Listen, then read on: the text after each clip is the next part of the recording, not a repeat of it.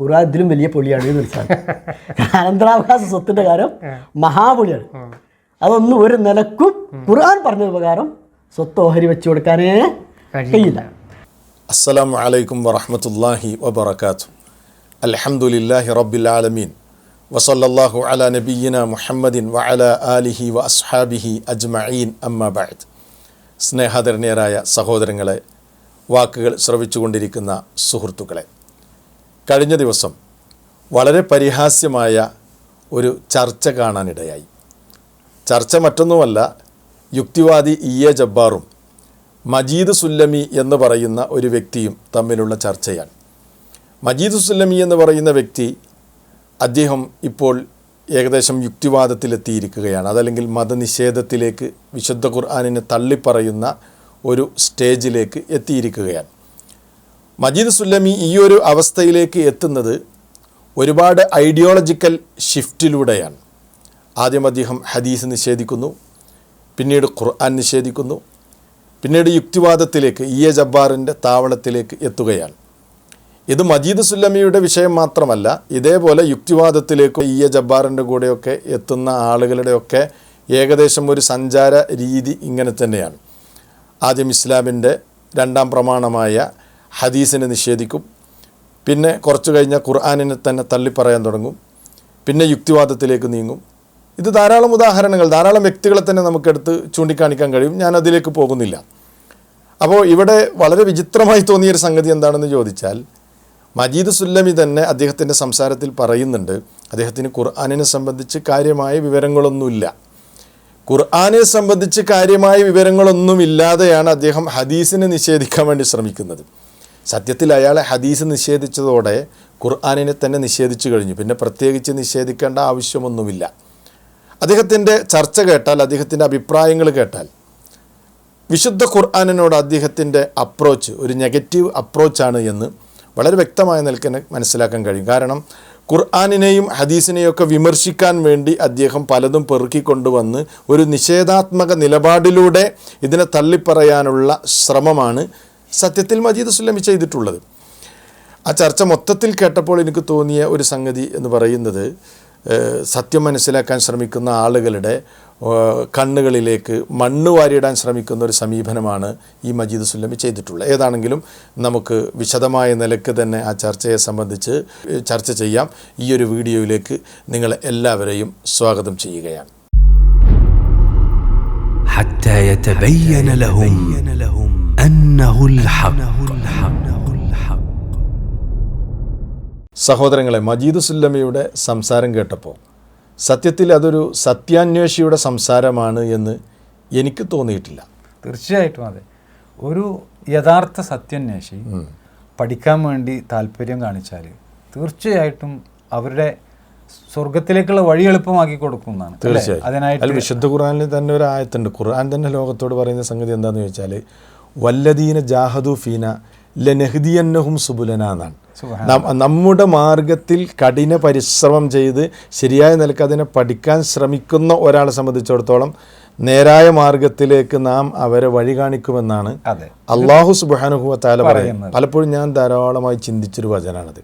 അതായത് ആ നിലക്കുള്ളൊരു അപ്രോച്ച് ഉണ്ടല്ലോ, ഈ മജീദ് സുല്ലമി എന്ന് പറഞ്ഞാൽ നെഗറ്റീവ് അപ്രോച്ചാണ്.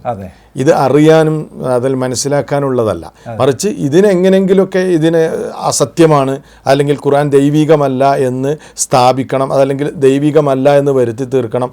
അതിനുവേണ്ടി കുറേ എന്താ പറയുക വസ്വാസുമായി നടന്ന് അതിലേക്ക് എത്തിപ്പെടുന്നൊരവസ്ഥയാണുള്ളത്. തീർച്ചയായിട്ടും. അതായത് ഈ ഒരു വ്യക്തിയുടെ സംഭാഷണങ്ങൾ മുഴുവൻ കേട്ട് കഴിഞ്ഞാൽ ഒരു സത്യാന്വേഷണത്തിൻ്റെ ഒരു യഥാർത്ഥമായിട്ടുള്ള ഒരു ചിത്രം നമുക്ക് കിട്ടില്ല.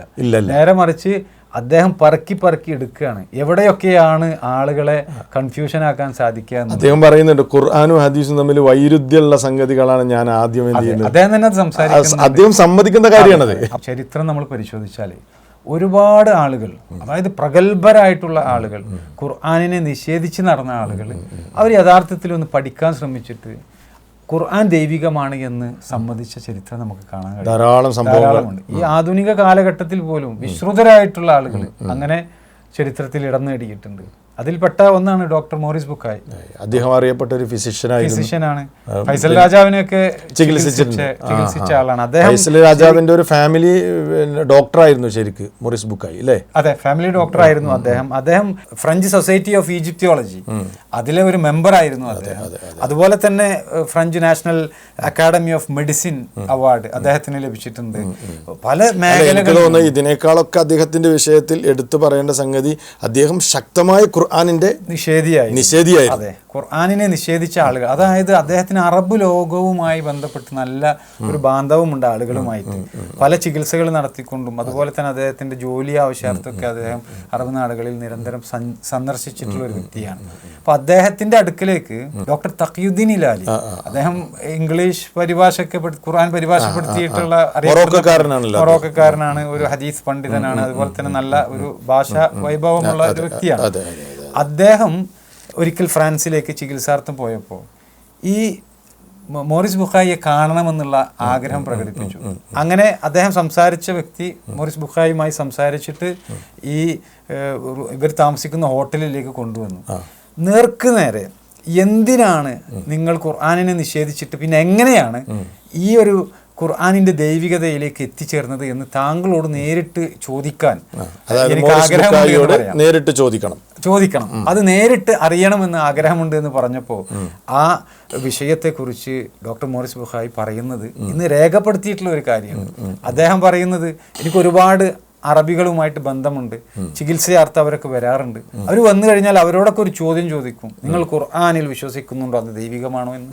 നിങ്ങൾ മുഹമ്മദ് നബിയിൽ വിശ്വസിക്കുന്നുണ്ടോ, അദ്ദേഹം പ്രവാചകനാണോ എന്ന്? സാധാരണ യുക്തിവാദികളൊക്കെ സ്ഥിരം ചോദിക്കുന്നതാണ്. അല്ല, അവർ ചോദിക്കുന്നത് മാത്രമല്ല, അവർ പറയും ഞങ്ങളത് വിശ്വസിക്കുന്നില്ല എന്ന്. അതേ സംസാരമാണ് ഡോക്ടർ മോറിസ് ബുഖായിയും നടത്തിയത്. ഞങ്ങൾ വിശ്വസിക്കുന്നില്ല എന്ന് പറഞ്ഞു. അങ്ങനെ അവരുമായിട്ട് എപ്പോഴും ഡിബേറ്റുകൾ നടത്തും. ആ ഒരു അവസരത്തിലാണ് ഫൈസൽ രാജാവ് അവിടെ ചികിത്സാർത്ഥം പോകുന്നത്. ഫൈസൽ രാജാവുമായിട്ട് ഇതേ രൂപത്തിലുള്ള സംഭാഷണം ഉണ്ടായി. ഫൈസൽ രാജാവ് തിരിച്ചു ചോദിച്ച ഒരു ചോദ്യം, നിങ്ങൾ ഖുർആൻ വായിച്ചിട്ടുണ്ടോ എന്നാണ്. അത് വളരെ പ്രസക്തമായിട്ടൊരു ചോദ്യം. അപ്പൊ അദ്ദേഹം പറഞ്ഞത്, ഞാൻ മുഴുവൻ വായിച്ചിട്ടുണ്ട് എന്നാണ്. അതായത് ഒരു യുക്തിവാദി സാധാരണ പറയുന്നത് പോലെയുള്ള രൂപത്തിലുള്ള സംസാരം അദ്ദേഹത്തിന്റെ ഭാഗത്ത് വന്നത്. അപ്പോൾ നിങ്ങൾ വായിച്ചിട്ടുള്ളത് പരിഭാഷയായിരിക്കും. നിങ്ങൾ യഥാർത്ഥത്തിൽ വായിക്കേണ്ടത് ഖുർആൻ അതിൻ്റെ യഥാർത്ഥ ഫോമിലാണ്, അതായത് അറബി ഭാഷയിൽ തന്നെ അത് വായിക്കണമെന്ന് ആവശ്യപ്പെട്ടു. മൂലഗ്രന്ഥത്തിൽ നിന്ന് വായിക്കണം. പക്ഷേ എന്തുകൊണ്ട് പരിഭാഷ വായിച്ചാലുള്ള പരിമിതി? കാരണം പരിഭാഷകന്റേതായിട്ടുള്ള ചില അഭിപ്രായങ്ങൾ, കാഴ്ചപ്പാടുകൾ ഒക്കെ അതിൽ പ്രതിഫലിക്കും. അപ്പൊ അതില്ലാതെ അറബി പഠിച്ചുകൊണ്ട് അത് അറബിയിൽ തന്നെ വായിക്കാൻ ശ്രമിച്ചാൽ നിങ്ങളുടെ ഈ ധാരണ മാറും എന്ന് ഫൈസൽ രാജാവ് ഡോക്ടർ മോറിസ് ബുഖായിയോട് പറഞ്ഞു. അങ്ങനെ അദ്ദേഹം ഒരാളെ കണ്ടെത്തി 2 വർഷത്തോളം അദ്ദേഹം കഠിനമായിട്ട് പ്രയത്നിച്ചു. എങ്ങനെ ഒരു ദിവസം 1 മണിക്കൂർ വെച്ചുകൊണ്ട് അദ്ദേഹം പഠിച്ചു എന്നാണ്. അങ്ങനെ 2 വർഷം കൃത്യമായിട്ട് പഠിച്ച് അതിനുശേഷം ഖുർആൻ വായിച്ചപ്പോൾ അദ്ദേഹത്തിന് ബോധ്യപ്പെട്ടു എന്നാണ്, ഖുർആൻ ദൈവികമാണ് എന്ന്. ഒന്ന് ആലോചിച്ച് നോക്കിയേ, ആരാണ് ഇത് പറയുന്നത്? അതായത് ലോകത്ത് ഒരുപാട് സേവനങ്ങൾ നൽകിയിട്ടുള്ള നല്ല ക്രെഡൻഷ്യലുള്ള ഒരു വ്യക്തിത്വമാണ്, ആളുകളുടെ ഇടയിൽ നല്ല അംഗീകാരമുള്ള, അതുപോലെ തന്നെ ബുദ്ധിപരമായിട്ടും അതുപോലെ അദ്ദേഹം പണിയെടുക്കുന്ന മേഖലകൾ എന്ന് പറയുന്നത് ചരിത്രവുമായി ബന്ധപ്പെട്ട മേഖലകളുണ്ട്, അതുപോലെ മെഡിസിനുമായി ബന്ധപ്പെട്ട ആരോഗ്യ മേഖലകളുണ്ട്. അതിലൊക്കെ വലിയ അറിവുള്ളതാണ്. ഈ ഒരു വ്യക്തി ഉറക്കെ പ്രഖ്യാപിക്കുകയാണ് സധൈര്യം ഖുർആൻ ദൈവികമാണ് എന്നുള്ളത്. അദ്ദേഹം ആ വിഷയ സംബന്ധമായിട്ട് ഗ്രന്ഥങ്ങൾ രചിക്കുക. ഇവിടെ സുല്ലമിയുടെ അവസ്ഥ ഒന്ന് ആലോചിച്ച് നോക്കി. ഒന്ന് പോസിറ്റീവ് അപ്രോച്ചാണ്, മറ്റേത് നെഗറ്റീവ് അപ്രോച്ച്. അതിന്റെ വ്യത്യാസം അതാണ്. ആ വ്യത്യാസം നമുക്ക് ആ ചർച്ചയിൽ ഉടനീളം കാണാൻ സാധിക്കും. ഇതിലിപ്പോൾ നമ്മൾ ആലോചിക്കുകയാണെങ്കിൽ മോറിസ് ബുക്കായി മാത്രമല്ല, ലോകത്ത് അറിയപ്പെട്ട പല ചിന്തകന്മാരും ഇതേപോലെ ഇസ്ലാമിലേക്ക് കടന്നു വന്നിട്ടുണ്ട്. ഉദാഹരണമായിട്ട് പറയുകയാണെങ്കിൽ ഡോക്ടർ ഗാരി മില്ലർ, അദ്ദേഹം ഒരു കനേഡിയൻ ഗണിതശാസ്ത്രജ്ഞനായിരുന്നു. വളരെ ബുദ്ധിയുള്ള, ഭൗതിക തലത്തിൽ ഒരുപാട് കഴിവുകളുള്ള അദ്ദേഹം ഇസ്ലാമിന്റെ ശക്തനായ വിമർശകനായിരുന്നു. വിശുദ്ധ ഖുർആന്റെ നിഷേധിയായിരുന്നു. അദ്ദേഹം നിഷേധിയാണ്. അഹമ്മദ് ദീദാത്തുമായിട്ടൊക്കെ ഡിബേറ്റ് ചെയ്ത ഒരാളാണ്. അദ്ദേഹം ഇസ്ലാമിനെ സംബന്ധിച്ച് അറിയാനും പഠിക്കാനും ഖുർആനിനെ മനസ്സിലാക്കാനും വേണ്ടി ശ്രമിക്കുമ്പോൾ വിശുദ്ധ ഖുർആൻ എന്ന് പറയുന്ന ഈ അത്ഭുതകരമായ മാസ്മരിക ഗ്രന്ഥത്തിന്റെ മുമ്പിൽ അവസാനം മുട്ടുമടക്കി അതിന്റെ ശക്തമായ പ്രബോധകനായി മാറുന്ന ചരിത്രമാണ് നമുക്ക് യൂട്യൂബിൽ സെർച്ച് ചെയ്ത് കഴിഞ്ഞാൽ ഡോക്ടർ ഗാരി മില്ലറുടെ ധാരാളം പ്രഭാഷണങ്ങൾ നിങ്ങൾക്ക് കാണാം. പുസ്തകങ്ങളുണ്ട്. ഗൂഗിൾ ധാരാളം പുസ്തകങ്ങൾ അദ്ദേഹം രചിച്ചിട്ടുണ്ട്, പ്രഭാഷണങ്ങൾ. ഇവിടെയൊക്കെ നമ്മൾ ഈ അപ്രോച്ചിൻ്റെ വിഷയം ഇദ്ദേഹം ഇതിന് വിമർശിക്കാൻ വേണ്ടി നടന്നു. അവസാനം ജബ്ബാറിൻ്റെ അവിടെ എത്തി. നേരാങ്കോലത്തിൽ പഠിക്കാനും മനസ്സിലാക്കാനും ശ്രമിക്കുമ്പോൾ സത്യപാതയിലെത്തും എന്നതിൽ യാതൊരു സംശയമില്ല. അപ്പോൾ ഇസ്ലാമിനെ വിമർശിക്കാൻ വേണ്ടി ഇദ്ദേഹം കൊണ്ടുവന്ന കണ്ടന്റ് എന്താണ്? ഇസ്ലാമിൻ്റെ ഏറ്റവും മർമ്മപ്രധാനമായ വിഷയത്തിലാണ് കൈവച്ചിട്ടുള്ളത്. അതായത് അനന്തരാവകാശ നിയമം. അനന്തരാവകാശ നിയമം എന്ന് പറയുന്ന ഇൽമുൽ ഫറായിൽ ഇസ്ലാമിലെ ഏറ്റവും പ്രധാനപ്പെട്ട ഒരു വിജ്ഞാന ശാഖയാണ്. പ്രവാചകൻ സല്ലല്ലാഹു അലൈഹി വസല്ലം അതിനെ സംബന്ധിച്ച് പറഞ്ഞത് നിസ്ഫുൽ ഇൽമ് എന്നാണ്, വിജ്ഞാനത്തിൻ്റെ പകുതി. വിജ്ഞാനത്തിൻ്റെ പകുതിയാണ്. അപ്പോൾ അത് അറിയുന്ന ആളുകൾ തന്നെ വളരെ വിരളമാണ്. ഇത് ഹദീസ് ശരിക്കറിയില്ല, ഖുർആൻ എനിക്ക് തന്നെ അറിയില്ല എന്ന് അദ്ദേഹം തന്നെ പറയുന്നുണ്ട്. എന്നിട്ട് അദ്ദേഹത്തിന് സംശയമാണെങ്കിലോ ഏത് വിഷയത്തിലാണ്? അനന്തരാവകാശ വിഷയത്തിലാണ്. അതൊരു കൃത്യമായ സോഴ്സിൽ നിന്ന് ശരിക്കും പഠിച്ചാൽ അദ്ദേഹത്തിന് മനസ്സിലാക്കാവുന്ന ഒരു കാര്യമുള്ളൂ. എന്നിട്ട് അദ്ദേഹം ഉന്നയിക്കുന്ന വാദമാണെങ്കിലും അങ്ങേയറ്റം ദുർബലമാണ്. അദ്ദേഹത്തിന് ആർഗ്യുമെന്റ് സ്ട്രോങ് അല്ല എന്നാണ് നമ്മൾ ബാലിശമാണ്. അദ്ദേഹം പറയുന്നത് എന്താണ്? ഒരു രക്ഷിതാവിന് 3-4 മക്കളുണ്ട്, അതിലൊരാൾ വീക്കാണ് സാമ്പത്തികമായി, മറ്റുള്ളവരൊക്കെ ഉന്നതമായ സാമ്പത്തിക ശേഷിയുള്ള ആളുകളാണ്. അങ്ങനെയെങ്കിൽ ആ രക്ഷിതാവ് മരണപ്പെടുമ്പോൾ ഈ ദുർബലനായ കുട്ടിക്ക് വസിയത്ത് ചെയ്യാൻ പറ്റില്ല. കാരണം ഇസ്ലാമിൽ അനന്തരാവകാശിക്ക് വസിയത്തില്ല എന്ന് പറഞ്ഞിട്ടുണ്ട്. അതാണ് എന്നെ ഇസ്ലാം വിടാനും അതല്ലെങ്കിൽ ഖുർആൻ വിടാനും ഒക്കെ എന്നെ പ്രേരിപ്പിച്ചത്. അതെ, അതായത് 1-ാം ക്ലാസ്സിൽ നിന്ന് അദ്ദേഹം നേരെ 10-ാം ക്ലാസ്സിലേക്ക് പോയി എന്നുള്ളതാണ്. അതെ. ശരിക്കും ഈ അനന്തരാവകാശ നിയമം ഒന്ന് അദ്ദേഹം ശരിയായ നിലക്ക് പഠിച്ചിട്ടുണ്ടായിരുന്നെങ്കിൽ ഈ നിലക്കുള്ള വിഡ്ഢിത്തം തന്നെ അയാൾ പറയില്ലായിരുന്നു. ഇദ്ദേഹം പറയുന്നു ഇവിടെ അനീതിയുണ്ട് എന്ന്. സത്യത്തിൽ ഇവിടെ നീതിയാണുള്ളത്. അത് പഠിച്ചാൽ മനസ്സിലാവും. ഇപ്പോൾ ഇസ്ലാമിൻ്റെ അനന്തരാവകാശം, ഇസ്ലാമിൻ്റെ നിയമങ്ങളൊക്കെ എടുത്ത് പരിശോധിച്ചാൽ അനീതി നിറഞ്ഞ ഒരു കാലഘട്ടത്തിലാണ് വാനലോകത്തുനിന്ന് ഭൂവനത്തിലേക്ക് വിശുദ്ധ ഖുർആൻ്റെ അവതരണം തന്നെ നടക്കുന്നത്.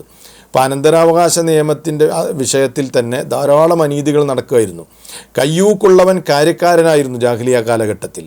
ഇപ്പോൾ ഒരാൾ മരണപ്പെട്ടാൽ അയാളുടെ സന്തതികൾക്കിടയിൽ അനന്തര സ്വത്ത് വിഹിതിക്കുമ്പോൾ ശക്തിയും അതേപോലെ തന്നെ കയ്യൂക്കുള്ളവനും അത് മുഴുവനും പിടിച്ചടക്കുകയും പ്രത്യേകിച്ച് സ്ത്രീ സമൂഹത്തിന് ഒന്നും കൊടുക്കാതെ അനന്തര സ്വത്ത് തന്നെ അതിനവർക്ക് അർഹതയില്ല എന്ന് പറഞ്ഞിരുന്ന ഒരു കാലഘട്ടത്തിൽ നീതിയുടെ സന്ദേശവുമായിട്ടാണ് വിശുദ്ധ ഖുർആൻ അവതരിപ്പിക്കപ്പെടുന്നത്.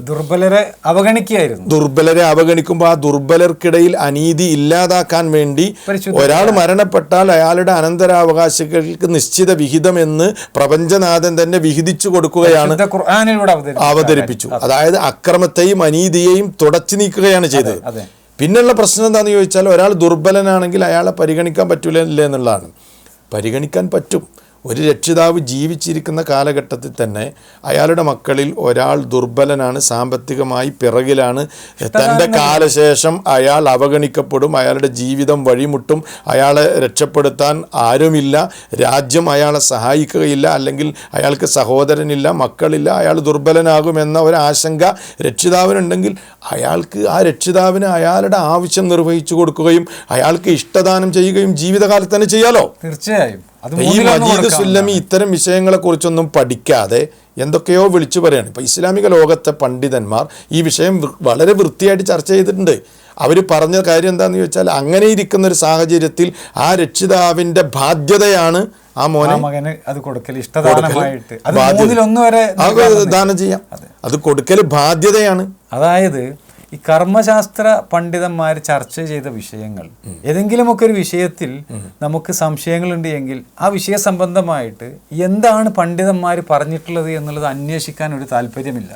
അതൊരു പക്ഷേ അറബി അറിയാത്തത് കൊണ്ടാകാം. അങ്ങനെയാണ് എങ്കിൽ ഏറ്റവും അറിയപ്പെടുന്ന അല്ലെങ്കിൽ കേരളത്തിൽ ഈ വിഷയത്തെക്കുറിച്ച് സാമാന്യമായിട്ട് ബോധമുള്ള ഒരു വക്കീലിനെ പോയി കണ്ടിട്ട് എന്താണ് ഇസ്ലാമികമായിട്ട് അനന്തരാവകാശ നിയമത്തിൽ ഇന്ന വിഷയങ്ങൾക്കുള്ള പരിഹാരം എന്ന് ചോദിച്ചാൽ തീർച്ചയായിട്ടും ആ വക്കീൽ അത് പറഞ്ഞു. അതിന് പകരം അദ്ദേഹം ചെയ്യുന്നത് എന്താ? ഇദ്ദേഹം ജനങ്ങൾക്കിടയിൽ മൊത്തത്തിൽ ഒരു സംശയമുണ്ടാക്കുന്ന രൂപത്തിൽ വലിയ ചർച്ചകൾ നടത്തിക്കൊണ്ട് ഡിബേറ്റുകൾ നടത്തിക്കൊണ്ട്, ഒരു ഡിബേറ്റൊക്കെ നടത്തണമെങ്കിൽ സാമാന്യമായിട്ട് നമ്മളൊരു എതിരാളികളുടെ ഒരു വിഷയം ചുരുങ്ങിയ പക്ഷം നമ്മൾ പഠിക്കാതെ ചർച്ചയിലേക്ക് പോകുന്നത്. എനിക്കിതിൽ കൗതുകം തോന്നുന്നൊരു സംഗതി എന്താണെന്നറിയോ? അദ്ദേഹം പറയുന്നത് ഈ അനന്തരാവകാശ നിയമത്തിൽ ഇസ്ലാമിൻ്റെ നിയമം ഞാൻ കൂടുതൽ പരിശോധിച്ചപ്പോൾ ഖുർആൻ അതിലും വലിയ പൊളിയാണ് എന്നാണ് അദ്ദേഹം പറയുന്നത്. അതായത് ഖുർആനിനെ ഈ വിഷയത്തിലേ അദ്ദേഹം പരിഹസിക്കും. അതായത് അജ്ഞനായ ഒരാൾ ഒരു നിയമത്തെ ശരിക്കും എന്ത് ചെയ്യാണ്? പഠിക്കാതെ പരിഹസിക്കുകയാണ്. സാധാരണ അറബി ഭാഷയിലൊരു ചൊല്ലുണ്ട്, അന്നാസു അഅദാഉ ജഹിൽ. അജ്ഞതയുള്ള വിഷയത്തിൽ ആളുകൾ, ഒരാൾക്കൊരു വിഷയം അറിയില്ലെങ്കിൽ അയാൾ അതിൻ്റെ ശത്രുവായിരിക്കുന്നു സാധാരണ പറയാറുണ്ട്. അതാണ് ഇയാളെ കുറിച്ച് നമുക്ക് നോക്കുമ്പോൾ തോന്നുന്നത്. ഇതിൽ വളരെ അത്ഭുതകരമായ സംഗതി എന്താണെന്ന് വെച്ചാൽ, അമുസ്ലിമീങ്ങൾ അവർ ഇസ്ലാമിൻ്റെ അനന്തരാവകാശ നിയമങ്ങളെക്കുറിച്ച് വസ്തുനിഷ്ഠമായി പഠിച്ചിട്ട് അതിൻ്റെ സൗന്ദര്യവും ഭംഗിയുമൊക്കെ ലോകത്തിൻ്റെ മുമ്പിൽ വിളിച്ചു പറഞ്ഞിട്ടുണ്ട്. കാരണം എത്രയോ നിയമവിദഗ്ധർ, കാരണം അവർക്ക് ഇത് പലപ്പോഴും ഇതൊക്കെ പഠിക്കൽ അനിവാര്യമായി തീരും. അപ്പോൾ അവര് അതിന് സത്യസന്ധമായി പഠിക്കാൻ, ഞാൻ അപ്രോച്ചിന്റെ ഒരു വ്യത്യാസമാണ് ഞാൻ പറയുന്നത്. കാരണം എന്താ വെച്ചാല് അവര് ജീവിക്കുന്നത് ഒരു അറബ് നാടുകളിലല്ല. ഈ മുസ്ലിങ്ങളായിട്ടുള്ള ആളുകൾ എന്ന് പറയുമ്പോൾ സ്വാഭാവികമായിട്ട് ഒരു ബഹുസ്വര സമൂഹത്തിലായിരിക്കും അവർ ജീവിക്കുന്നുണ്ടാകുക. ആ ബഹുസ്വര സമൂഹത്തിൽ അവർ ജീവിക്കുമ്പോൾ അവിടെയുള്ള ജനങ്ങളുടെ മതവും അവരുടെ അനന്തരാവകാശ നിയമമൊക്കെ പഠിക്കുക എന്ന് പറയുന്നത് ഒരു നിയമവിദഗ്ധരുടെ അനിവാര്യതയായിട്ട് കടന്നു വരികയാണ്. അപ്പോൾ സ്വാഭാവികമായിക്കൊണ്ട് മുസ്ലിങ്ങളെ സംബന്ധിച്ചും അവർ അനുവർത്തിക്കുന്ന നിയമങ്ങളെ സംബന്ധിച്ചൊക്കെ പഠിക്കേണ്ടി വരുമ്പോൾ ഇന്ത്യയിൽ അതുപോലെ തന്നെ UK-യിലുമൊക്കെയുള്ള വലിയ വലിയ അഡ്വക്കേറ്റ്സ് ആയിട്ടുള്ള ആളുകൾ അവരൊക്കെ ഇതിനെക്കുറിച്ച് പ്രശംസിച്ചുകൊണ്ട് പറഞ്ഞത് എത്രയോ ഗ്രന്ഥങ്ങളിൽ എഴുതപ്പെട്ടിട്ടുള്ള. ഉദാഹരണത്തിന് അൽമാരിക് റുംസെ എന്ന് പറയുന്ന അവര് barrister at law and professor of Indian jurisprudence at King's College, ലണ്ടനിലെ യൂണിവേഴ്സിറ്റിയിൽ പ്രൊഫസറാണ്. അവർ എഴുതിയത് എന്താണെന്ന് അറിയാം? The Muhammadan law of inheritance comprises beyond question the most refined and elaborate system of rules for the devolution of property that is known to the civilized world, and its beauty and symmetry are such that it is worthy to be studied not only by lawyers with a view to its practical application but for its own sake and by those who have no other object in view than their intellectual culture and gratification. അപ്പോൾ ഇവർ പറയുന്നത് എന്താണ്? അൽമാരിക് റുംസെ അവർ പറയുന്നത് പരിഷ്കൃത ലോകത്തിന് ഏറ്റവും ഉത്കൃഷ്ടമായിട്ടുള്ള, ഏറ്റവും ഉദാത്തമായിട്ടുള്ള, വിപുലമായിട്ടുള്ള ഒരു നിയമവ്യവസ്ഥയാണ് മുഹമ്മദിയൻ അനന്തരാവകാശ നിയമത്തിലുള്ളത് എന്നാണ്. എത്ര ശക്തമായിട്ടാണ് ഒരു അമുസ്ലിമായിട്ടുള്ള ഒരു ആൾ പോലും ഈ ഒരു വിഷയത്തെക്കുറിച്ച് സംസാരിക്കുന്നത്. അതുപോലെ തന്നെ വേറെയുമുണ്ട്. സർ വില്യം ജോൺസ് അദ്ദേഹം പറയാണ്, I am strongly disposed to believe that no possible question could occur on the Muhammadan law of succession which might not be rapidly and correctly answered എന്നാണ്.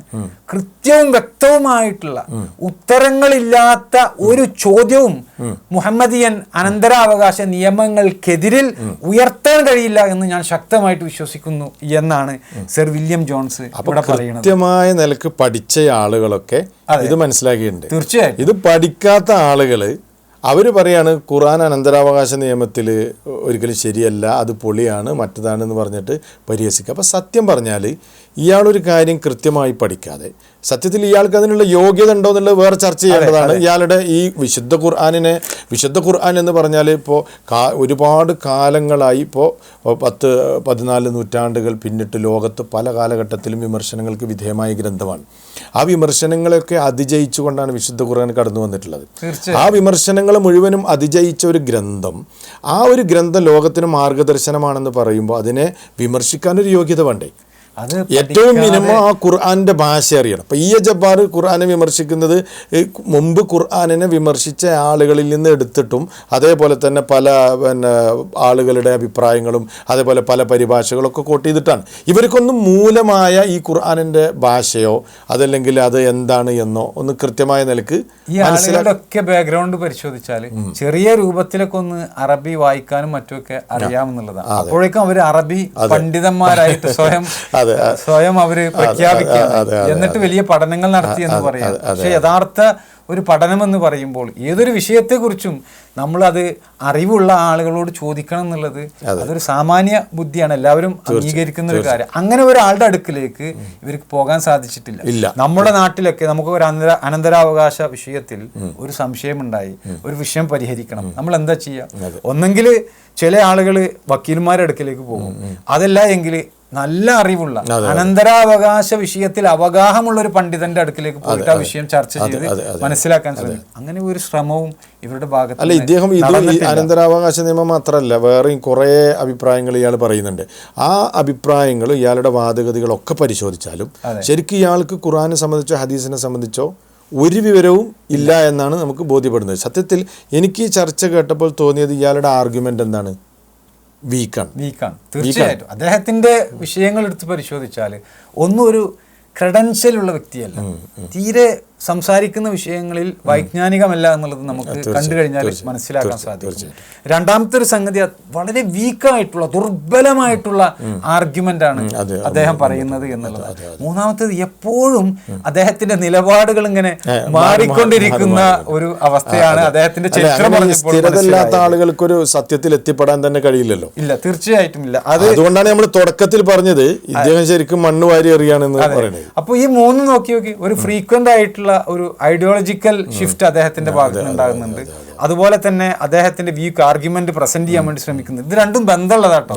വീക്ക് ആർഗ്യുമെന്റ് നടത്തുന്ന, ദുർബലവാദം നടത്തുന്ന ആളുകളൊക്കെ പരിശോധിച്ചു കഴിഞ്ഞാൽ അവരെപ്പോഴും ഒന്നിൽ നിന്ന് മറ്റൊന്നിലേക്ക് ചാടിക്കൊണ്ടിരിക്കുന്ന ഒരു സ്വഭാവമായി ഒരു വിഷയം അവരുടെ മുമ്പിൽ പറയുമ്പോൾ അത് മനസ്സിലാക്കാൻ, ഗ്രഹിക്കാനുള്ള കഴിവ് അവരെ സംബന്ധിച്ചിടത്തോളം ഉണ്ടാവില്ല. അപ്പൊ അവര് എന്താണ് അതിന്റെ സംഗതി വെച്ചാൽ, I don't understand so I reject it, എനിക്കിത് മനസ്സിലായിട്ടില്ല അതുകൊണ്ട് ഞാൻ അതിനെ നിഷേധിക്കുന്നു, തള്ളുന്നു എന്നുള്ള അവിടെയാണ് അദ്ദേഹം നിൽക്കുന്നത് എന്നാണ്. ഏതാണെങ്കിലും ഇങ്ങനെയുള്ള ഈ ചർച്ചകളൊക്കെ കാണുമ്പോൾ മനസ്സിലാക്കേണ്ടത്, കൃത്യമായ നിലക്ക് പഠിക്കാതെയും മനസ്സിലാക്കാതെയും സോഷ്യൽ മീഡിയ എന്ന് പറഞ്ഞാൽ ആർക്കും ഉപയോഗപ്പെടുത്താൻ പറ്റുന്ന സംഗതിയാണ്. ഇങ്ങനെ പറഞ്ഞ് സാധാരണക്കാരായ ആളുകളെ ശരിക്കും വസ്വാസിലാക്കുന്ന ഒരവസ്ഥയാണ്. അപ്പോൾ ഇങ്ങനെ മുളക് പൊടിയൊക്കെ എറിയാൻ പല ആളുകളും വരും. അതിനോട് നമ്മൾ സ്വീകരിക്കേണ്ട രീതി എന്ന് പറഞ്ഞാൽ ഇതിലൊക്കെ തലവെച്ച് കൊടുക്കുക എന്നല്ല. മുളക് പൊടി എറിയുമ്പോൾ നമ്മൾ കണ്ണടക്കുക, കണ്ണ് കേടാവും. എന്നാൽ കൃത്യമായ നിലക്കുള്ള വാദഗതികൾ ഉന്നയിക്കട്ടെ. അതിന് കൃത്യമായ നിലക്ക് തന്നെ ഇസ്ലാമിക പ്രമാണങ്ങളുടെ വെളിച്ചത്തിൽ മറുപടി പറയാൻ മുസ്ലിമീങ്ങളെ സംബന്ധിച്ചിടത്തോളം ഒരു പ്രയാസമല്ല. കാരണം മതത്തെ നിഷേധിക്കുകയും തള്ളിപ്പറയുകയും ഒക്കെ ചെയ്യുക എന്നുള്ളത് പുതിയ കാര്യമൊന്നുമല്ല. കാലങ്ങളായിട്ട്, ഇത്രയും കാലങ്ങളായിട്ട് മുസ്ലിമീങ്ങൾ അത് നേരിട്ടിട്ടുണ്ട്. അതിന് ശക്തമായൊരു പ്രമാണം മുസ്ലിമീങ്ങളുടെ കയ്യിലുണ്ട്. അതിനെ നേരിടാൻ പ്രയാസവുമില്ല. ഇൻഷാ അല്ലാഹ് ഇതുമായി ബന്ധപ്പെട്ട ഇനിയും വാദഗതികൾ ഉന്നയിക്കുകയാണെങ്കിൽ നമുക്കതിനെ പ്രാമാണികമായി തന്നെ നേരിടാവുന്നതാണ്. ഏതാണെങ്കിലും അടുത്ത ചർച്ചയിൽ നമുക്ക് വീണ്ടും കാണാം. അസ്സലാമു അലൈക്കും വറഹ്മത്തുള്ളാഹി വബറകാതുഹു.